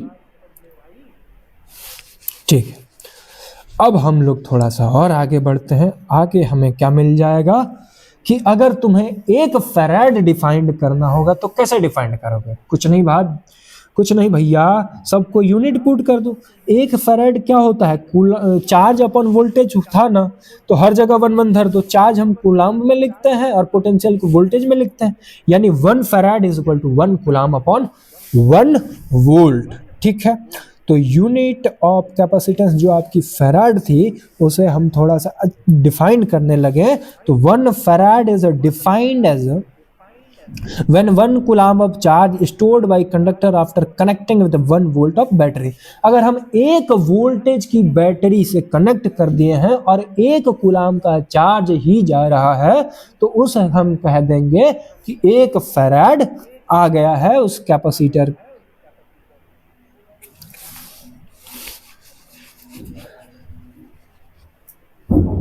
अगर हम 1 वोल्ट की बैटरी को 1 कूलाम के चार्ज दिला देते हैं किसी कंडक्टर को, तो उसे हम कह देंगे कि ये उसका कैपेसिटेंस हो गया 1 फैराड। इतनी बात समझ में आती है। अगर इसका डायमेंशन लिखना होगा तो इसी फॉर्मूला से देख लो, कूलाम अपॉन वोल्ट। वोल्ट क्या होता है भाई? Work done to move charge, यानी work done divided by charge, और ये डिवाइड वाला ऊपर चला गया, यानी Q square divided by W. क्यू को हम एटी से रिप्रेजेंट करते हैं, और ये जो आपकी डब्ल्यू है वो एक तरीके का एनर्जी है, और एनर्जी का डायमेंशन क्या होता है? mlt square minus T square, ml square minus T square होता है। ठीक है, अब ये ऊपर चला गया, बाकी सब स्क्वायर में आ गया। देखो टी नीचे माइनस में है, ऊपर प्लस में है, तो टी से टी का कहानी खत्म। और ये m नीचे से ऊपर गया तो m माइनस 1 l माइनस 2 और t टू द पावर 2। कुछ गड़बड़ है क्या? m का पावर -1 में हो गया, l का पावर -2 में हो गया, और t तो भैया आपका कहानी खत्म है। और जो आपका बच गया है वो सिर्फ a बच गया है, a स्क्वायर हो जाएगा। यानी इसका मतलब है कि थोड़ा सा एरर यहाँ पे है कि बीच में 4 क्या कर रहा है, ये 4 नहीं है। इतनी बात समझ में आई? ठीक है, तो एक फैराड डिफाइन करना होगा तो हम ऐसे डिफाइन कर लेंगे। ओके, आगे बढ़ते हैं हम लोग। अब देखो, अभी हम आपसे बोले हैं कि ये जो 1 फैराड है ये बहुत बड़ी यूनिट हो जाती है, तो इसमें आपको कन्वर्जन ध्यान देना होगा, क्योंकि न्यूमेरिकल में आपको कन्वर्जन का यूज करना होगा। तो इन्हें अगर हम छोटी यूनिट में कन्वर्ट करने लगे हैं तो क्या हो जाएगा मेरे दोस्त? छोटी यूनिट में अगर हम कन्वर्ट करने लगे तो मिली का मतलब होता है 10 टू द पावर 3, यानी मिली फैराड का मतलब हो गया 10 टू द पावर -3 फैराड, और माइक्रो फैराड का मतलब हो गया 10 टू द पावर -6 फैराड, और नैनो फैराड का मतलब हो गया 10 टू द पावर -9 फैराड, और पीको का मतलब हुआ 10 टू द पावर 12, और फेमेटो का मतलब होता है 10 टू द पावर -30। और इनमें से भी सबसे इंपॉर्टेंट आपका आएगा माइक्रो वाला, और थोड़ा बहुत पीको और नैनो। ये तो सारा ही इंपॉर्टेंट है, इसे तुम याद रख लेना, ये तुम्हारा न्यूमेरिकल में यूनिट कन्वर्जन में आएगा काम। इसी बात से अब हम लोग थोड़ा सा आगे बढ़ते हैं और अब कैपेसिटेंस के बारे में हम बात कर ले कि वो कंडक्टर की क्षमता को बताता है। तो अगर आपके सामने एक स्फेरिकल कंडक्टर हो, चार्ज स्फेयर हो, तो उसकी क्या कैपेसिटेंस होगी? अभी हमने क्या फॉर्मूला देखा कि C equal to Q upon V होता है, और potential due to conducting sphere क्या होता है? KQ डिवाइडेड बाई R होता है। जब ये होता है तो अब देखो यहाँ पे जो आपके सामने पोटेंशियल दिखाई दे रहा है, एक्चुअल में अभी हम आपसे कई बार कह चुके हैं कि पोटेंशियल जैसी कोई चीज होती नहीं है, जो है वो पोटेंशियल डिफरेंस है। यानी हम V की जगह पे पोटेंशियल डिफरेंस लिख दें, और एक्चुअल में इसका अरेंजमेंट क्या है ना कि हम एक चार्ज को लेके आ रहे हैं इन्फिनिटी से इसकी फील्ड में पॉइंट बी से लेके पॉइंट ए तक। तो हमें क्या है भैया, ये इसका इनिशियल पॉइंट हुआ, ये इसका फाइनल पॉइंट हो गया। तो पोटेंशियल एनर्जी का डिफरेंस बात करें तो वो हो गया VA माइनस VB, यानी C equal to Q divided by VA minus VB। अब यहाँ पे जो इन्फिनिटी है इसका पोटेंशियल 0 होगा, मतलब केवल VA यानी इस पॉइंट पे पॉइंट A पे ही पोटेंशियल पता करना है, और वो पोटेंशियल आपका क्या हो जाएगा? KQ डिवाइडेड बाई R जो इसका रेडियस है। अब थोड़ा सा तुम इसमें यूनिट फॉर्मूला रख दो, सीधा डेराइव हो गया। C is equal to Q divided by V। अब V ये क्या है? KQ डिवाइडेड बाई R, यानी KQ डिवाइडेड बाई R। अब ये जो R है ऊपर चला जाएगा, और यहाँ पे अगर आप देखिएगा तो Q से Q खत्म, यानी R डिवाइडेड बाई K ही बच गया, और K क्या होता है? 1/4 पाई एप्सिलॉन नॉट। ये रख दो तो ये ऊपर 1 है, ये नीचे से ऊपर चला जाएगा, यानी 4 पाई एप्सिलॉन नॉट R, या फिर कहो तो R डिवाइडेड बाई K आ जाएगा। अब यहाँ पे देखिएगा तो स्फेरिकल चार्ज स्फेयर की वजह से जो आपका कैपेसिटेंस है वो उसकी रेडियस पे डिपेंड करता है, रेडियस के डायरेक्टली प्रोपोर्शनल होगा। इतनी बात समझ में आई क्या? कि ये जो C होगा आपका सी जो होगा वो किस बात पे डिपेंड करेगा, C is directly proportional to radius of sphere. Next अब हम बात करेंगे कैपेसिटेंस ऑफ पैरेलल प्लेट। अब देखो ये पैरेलल प्लेट्स क्या होता है, पैरेलल प्लेट्स का मतलब हुआ कि आप एक ऐसा अरेंजमेंट करिए, आप ऐसा अरेंजमेंट करिए जहाँ पे आपका दो प्लेट हो, एक की तरफ पॉजिटिव हो और एक की तरफ निगेटिव हो, ताकि उसमें एक इलेक्ट्रिक फील्ड जा पाए। अब देखो इस यहीं पे तुम्हें एक्चुअल कैपेसिटेंस का कॉन्सेप्ट समझ में आएगा, क्योंकि जो कैपेसिटेंस में जो एनर्जी स्टोर होती है वो इलेक्ट्रिक फील्ड के फॉर्म में ही स्टोर होती है। तो यहाँ पे जो हमें बनाना है, सबसे पहले एक ऐसा ही अरेंजमेंट रखते हैं जिसके बीच में इलेक्ट्रिक फील्ड डेवलप हो पाए। और इलेक्ट्रिक फील्ड तभी डेवलप हो पाएगी मेरे भाई जब उसमें पोटेंशियल का डिफरेंस होगा। पोटेंशियल डिफरेंस का मतलब हुआ कि एक तरफ पॉजिटिव प्लेट और एक तरफ निगेटिव प्लेट। अब ये कैसे बनेगा, देखो एक तरफ पॉजिटिव प्लेट रखा गया है, एक तरफ निगेटिव प्लेट रखा गया है। पर अगर हम बात करें कि इसे कैसे बनाया जाएगा, तो बनाने का तरीका बहुत सिंपल है। आप इसे इंडक्शन मेथड से भी बना सकते हैं। जैसे मान लीजिए यहाँ पे हमने एक न्यूट्रल बॉडी रखा, न्यूट्रल बॉडी का मतलब हो कि उसमें पॉजिटिव नेगेटिव बराबर होगा। अगर इसे हमें पॉजिटिव प्लेट बनाना है तो इसके सामने हम क्या करेंगे कि एक ऐसा मटेरियल लाएंगे जो निगेटिव चार्ज होगा। अब निगेटिव चार्ज होगा तो इसकी वजह से ये न्यूट्रल बॉडी के जितने पॉजिटिव चार्ज होंगे वो इसकी तरफ अट्रैक्ट हो जाएंगे, ठीक है। और अब क्या करेंगे कि चुपके से हम इधर से इसे अर्थिंग से कनेक्ट कर देंगे, और अभी हम आपको बताए हैं कि अर्थ करते ही इसका पोटेंशियल जीरो हो जाएगा, क्योंकि अर्थ का भी पोटेंशियल जीरो ही होता है रेडियस बहुत बड़ा होने की वजह से। मतलब और अब इसके बाद हम अपना अर्थिंग भी हटा लेंगे, और ये मटेरियल भी हटा लेंगे। तो हमारे पास जो मटेरियल अब बन के आया है, जो प्लेट बन के आई है, वो कैसी हो जाएगी, सिर्फ और सिर्फ पॉजिटिव चार्ज प्लेट बन जाएगी। और इसी तरीके से अगर हमें निगेटिव बनाना होगा तो वहां पे हम एक पॉजिटिव चार्ज मटेरियल लाएंगे, जिसकी वजह से इंड्यूस होके इसके सारे निगेटिव चार्ज उसके दूर जाएंगे, और फिर हम उधर से एक अर्थिंग कर देंगे। यानी हमारा निगेटिव चार्ज भी इसी तरीके से बन जाएगा जैसे हमने पॉजिटिव चार्ज बनाया। अब दो प्लेट बन गया तो अगर हमें या फिर एक और तरीका है कि हम इसमें बैटरी से दो प्लेट रखते हैं, उसे बैटरी से कनेक्ट कर देते हैं।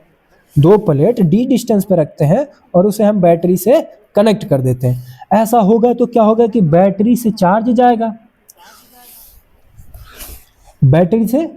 जाएगा। अब यहाँ ये पॉजिटिव टर्मिनल है, पॉजिटिव टर्मिनल से पॉजिटिव चार्ज जाएंगे और यहाँ पे पॉजिटिव चार्ज जमा हो जाएंगे, और नेगेटिव टर्मिनल से नेगेटिव चार्ज जाएंगे, यहाँ पे नेगेटिव चार्ज जमा हो जाएंगे। मतलब दोनों चार्ज जाके प्लेट पे चिपक जाएंगे। और जैसे ही अब पॉजिटिव नेगेटिव बन गया, बताओ यहाँ पे पोटेंशियल का डिफरेंस क्रिएट हो गया कि नहीं, एक तरफ प्लस है एक तरफ माइनस है। और जब पोटेंशियल डिफरेंस क्रिएट हो जाता है, इसके बीच में एक इलेक्ट्रिक फील्ड भी जनरेट होगी, जो कि इलेक्ट्रिक फील्ड हमेशा पॉजिटिव से निकल के निगेटिव को जाती है, पॉजिटिव से निकल के निगेटिव को जाती हुई है। यानी इसके अंदर इलेक्ट्रिक फील्ड जनरेट हो गया, और मेन मकसद हमारा क्या था, इलेक्ट्रिक फील्ड जनरेट करा। और यहाँ पे जो कैपेसिटर होता है, कैपेसिटर के अंदर जो एनर्जी स्टोर होती है ना भैया, वो इलेक्ट्रिक फील्ड के फॉर्म में ही स्टोर होती है। बोलो किसी बात का समस्या है इसमें? नहीं है, इलेक्ट्रिक फील्ड के फॉर्म में स्टोर हो गया। अब इस डायग्राम का अरेंजमेंट समझ लो।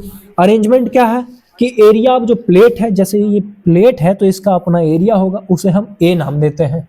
अब ये जो हम चार्ज दिए हैं उसे हम क्यू नाम देते हैं। जो क्यू चार्ज हमने मान लीजिए कि इस बैटरी की वजह से क्यू चार्ज दिया है, इधर प्लस क्यू हो जाएगा, इधर माइनस क्यू हो जाएगा। अब एक और बात रही कि इसके बीच में इलेक्ट्रिक फील्ड डेवलप हुआ है कि ना। अब इलेक्ट्रिक फील्ड जब डेवलप हो गया है तो वो कितना होगा, इससे पहले वाले चैप्टर में हम लोग बात किए थे कि electric field due to thin sheet क्या होता है, सिग्मा अपॉन 2 एप्सिलॉन नॉट। अब यहाँ पे देखोगे कि एक सीट ये है और एक सीट ये है, तो जब दो सीट हो गया तो ये तो एक तरीके से थिक सीट हो जाता है। और थिक सीट के लिए हम आपको बताए थे कि थिक सीट का क्या होता है, सिग्मा अपॉन एप्सिलॉन नॉट। जैसे थिन के लिए क्या होता है, sigma upon 2 epsilon not plus sigma upon 2 epsilon not. यहाँ पे दो थिन है और दोनों को ऐड करेंगे तो भैया एलसीएम में आपके 2 2 से 2 खत्म हो जाएगा, सिग्मा अपॉन एप्सिलॉन नॉट ही आपका इलेक्ट्रिक फील्ड बन जाएगा। किसी प्रकार का समस्या है क्या इसमें? यानी ये जो हमने दो पैरेलल प्लेट्स लगाई हैं उसके बीच में जो इलेक्ट्रिक फील्ड जनरेट हुआ है वो कितना हुआ है? सिग्मा अपॉन एप्सिलॉन नॉट हुआ है, ठीक है। और इसके बीच में जो हमने डिस्टेंस लिया है वो डी डिस्टेंस लेके चले हैं। ये इस डायग्राम का पूरा अरेंजमेंट हो गया। अब इस पे हम लोग आगे बढ़ते हैं, कैलकुलेट करना जो है भैया।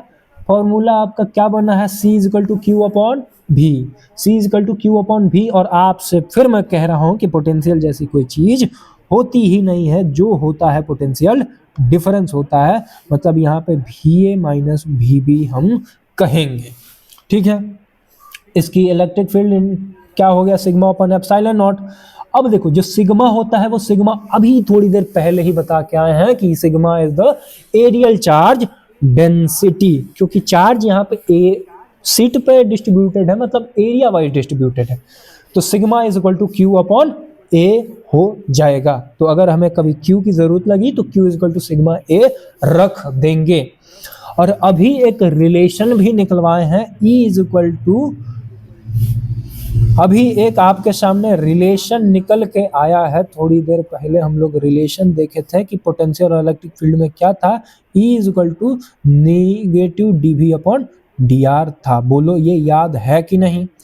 इसका हम यहाँ पे यूज करेंगे क्योंकि हमें इलेक्ट्रिक फील्ड कैलकुलेट करना है यहाँ पे थोड़ा अच्छे तरीके से। तो E is equal to negative of dV upon dr, इसे n मत समझ लीजिएगा, ये r है। तो E is equal to negative of dV upon dr।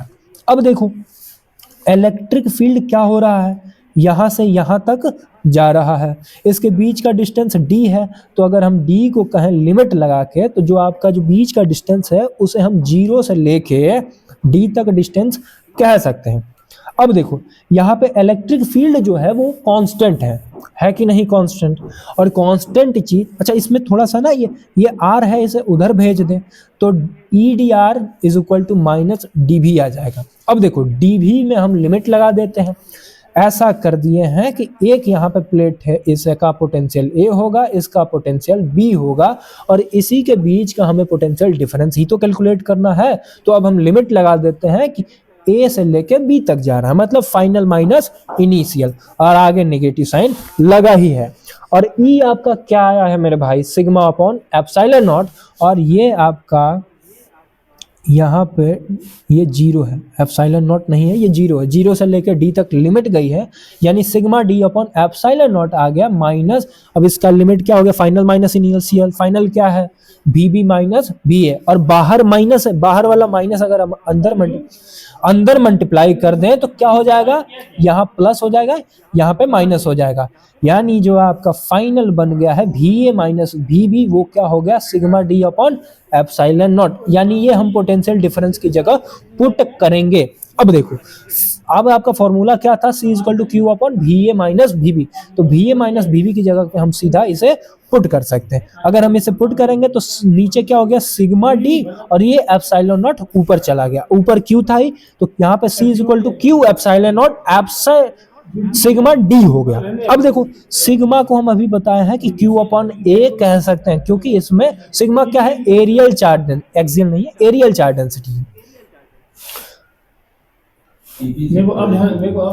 Areal charge density हो गया। अब देखो मेरे भाई, अब थोड़ा सा इसे सॉल्व करते हैं। देखो इसे रख दिए हम Q की जगह पे, Q की जगह पे, अरे एप्सिलॉन नॉट सिग्मा की जगह पे हम Q अपॉन A रख देते हैं। सिग्मा की जगह पे हमने Q अपॉन A रख दिया। अब Q देखो, Q नीचे आ गया, ये जो A है वो ऊपर चला जाएगा, ये A इसके ऊपर चला गया, ठीक है। अब यहाँ पे आप देखोगे कि यहाँ पे Q जो था, यहाँ पे Q तो वहीं पर आ गया, तो Q epsilon not A divided by QD। और आप देखिएगा तो Q से Q खत्म, यानी epsilon not A upon D। आपका जो capacitance due to parallel plates आ गया वो सिग्मा अपॉन D आ गया। बोलो किसी प्रकार का समस्या यहाँ तक हुई क्या? नहीं होनी चाहिए। जो आपका C आ गया एप्सिलॉन नॉट A D आ गया। अब देखो ये जो कैपेसिटेंस है ड्यू टू पैरेलल प्लेट्स, ये किस बात पर डिपेंड कर रहा है? ये किस बात पे डिपेंड कर रहा है? ये एरिया पे डिपेंड कर रहा है। एरिया पे C is directly proportional to area and inversely proportional to distance between parallel plates। अब यहाँ पे तुम ये नहीं कह सकते हो ये कैपेसिटेंस है, डिपेंड क्यों नहीं करेगा? डिपेंड अब इसलिए करेगा कि इसके बीच में भी एक कांस्टेंट आया है, तब ये डिपेंड कर रहा है। ठीक है, यानी अब वो एरिया पे डिपेंड करेगा और उसके बीच की दूरी पे डिपेंड करेगा। और एरिया हमें कौन सा लिए थे भैया? इस पैरेलल प्लेट्स की एरिया। अगर हम एरिया बढ़ाएंगे तो कैपेसिटेंस बढ़ेगा, इसकी दूरी घटा दिए तो कैपेसिटेंस घटेगा। जैसे हमने दो पैरेलल प्लेट्स रखा और बहुत दूर फैला दो तो उसका जो कैपेसिटेंस है वो कम हो जाएगा, और एरिया है अगर छोटा कर दिए तो कैपेसिटेंस कम हो जाएगा, बढ़ा दिए तो कैपेसिटेंस ज्यादा हो जाएगा। पर इसे ना भैया मैं थोड़ा सा आपको एक स्टिमुलेशन से समझाना चाहता हूं। देखो फैक्टर देख लेते हैं, अभी हमने ये तो देख ही लिया। फैक्टर क्या है? एरिया के डायरेक्टली प्रोपोर्शनल है और इसके बीच की दूरी के इनवर्सली प्रोपोर्शनल है।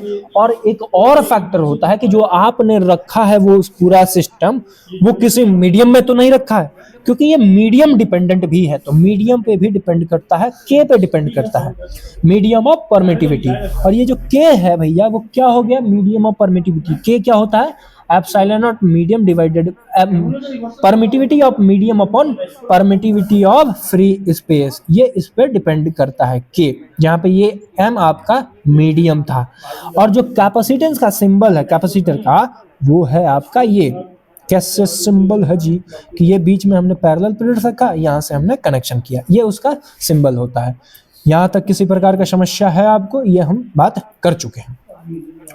नेक्स्ट हम थोड़ा आपको चाहेंगे कि स्टिमुलेशन दिखाएं, तो आओ भैया स्टिमुलेशन देखते हैं।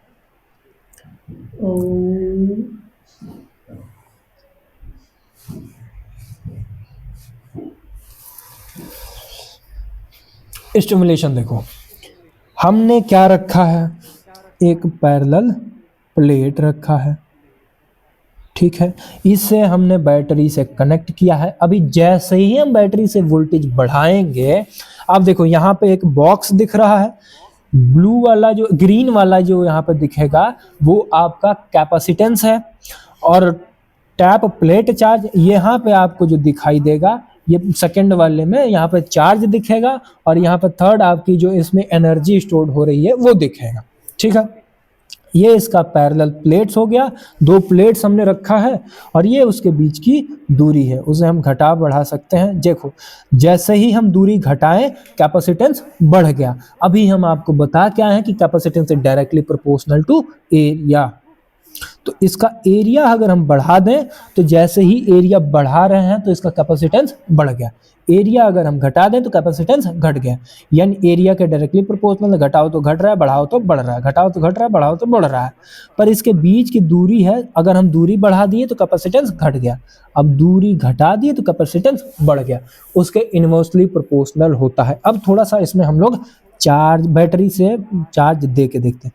देखो जैसे ही हम बैटरी का वोल्टेज बढ़ा रहे हैं, ये रेड वाला क्या बता रहा है कि चार्ज है प्लेट पे, जैसे ही हम बैटरी से वोल्टेज बढ़ा रहे हैं मेरे भाई इसका चार्ज भी बढ़ता जा रहा है कि नहीं?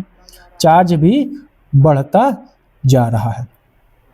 थोड़ा वोल्ट मीटर से हम वोल्टेज भी कैलकुलेट करते रहें कि कितना का वोल्टेज दिया जा रहा है।